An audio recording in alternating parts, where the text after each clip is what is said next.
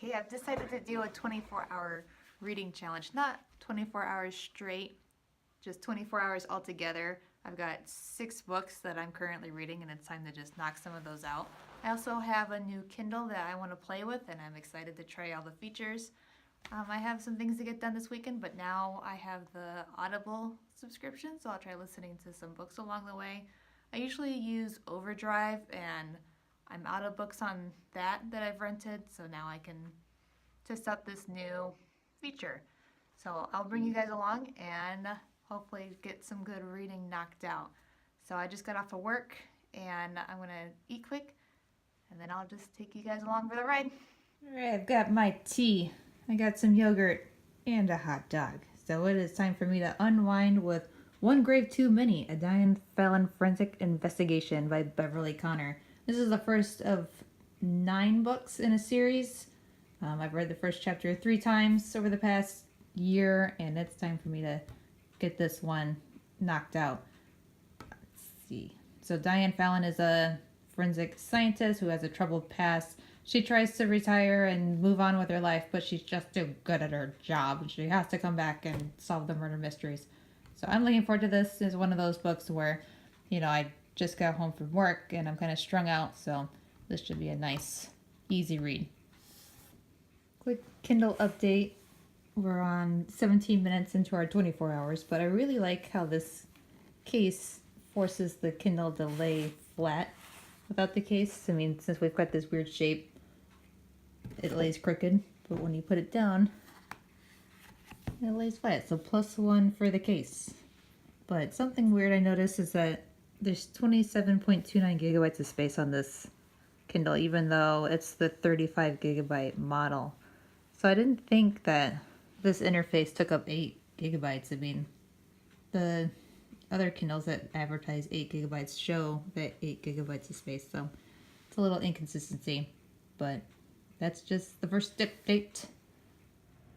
Well, we're ready for bed. A little over 3 hours of reading and we're gonna call it a night. Probably 15 more minutes just to fall asleep, but I think we're all set and we'll see you tomorrow. Good morning, guys. It's Saturday and I've got my 4 hours in from yesterday and I'm going to continue reading using Audible. This is a book that I got for 99 cents on Kindle, and then you can also buy the audio for like another $3 when they were first promoting that. So I've had this in queue for a long time. This is Maud by Donna Mabry. It's the story of her grandmother starting in 1906 when she gets married when she is 14, and kind of goes through the decades and all that her grandmother goes through in her lifetime.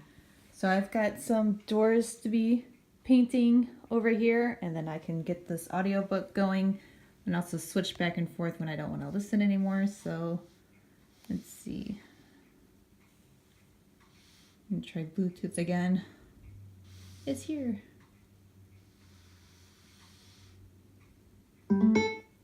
Connected. All right. Now it's done. Parents divorced when I was 3, Woo! and my mother left me to be All raised right, by here my we go. maternal grandparents. Tommy shook his head. You're almost out of the 9th grade. That's enough schooling for any girl. It about broke my heart.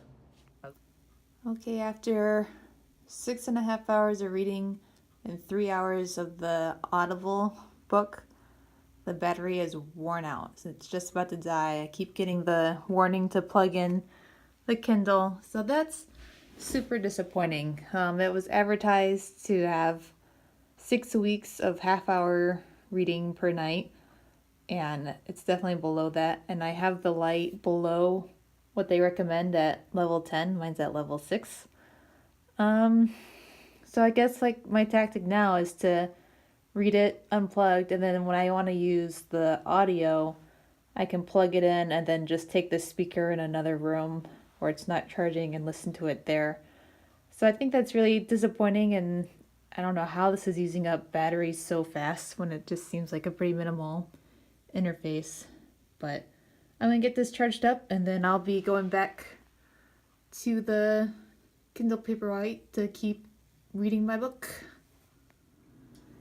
Good morning, it's Sunday. I stayed up till 11 o'clock last night, finishing up One Grave Too Many. Takes a typical reader a little over 7 hours to read it. It took me about 12 because I'm super slow. But anyways, I have a lot of cleaning to do today and 6 hours left of this 24 hours of reading. So I'm gonna boot up my audiobook and clean up my kitchen and feed the kitty. You hungry? And we're gonna knock this out today. You ready? Alright, let's do this.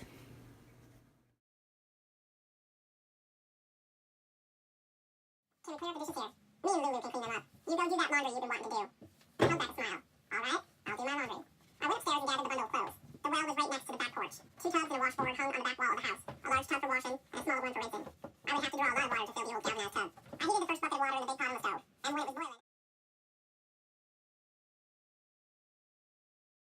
George looked at me. You do that. If things don't get better, you might want to say a prayer for us too. Do we have enough money in the bank to last us for a while if they let you go too? George shook his head. I am all set. I've read over 24 hours. This went for 7 hours on the audiobook before it fizzled out. So I've read 660 pages altogether in 24 hours. So I'm a really slow reader. I didn't even realize I was that slow, but that's how it is. So I read one book and then 80% of Maud. So I'll keep listening to it while I do other chores, and it'll probably get wrapped up tonight. But I'm just gonna go ahead and end this video here. Thanks for joining me with my little reading journey and getting some chores done over the weekend, and have a great day.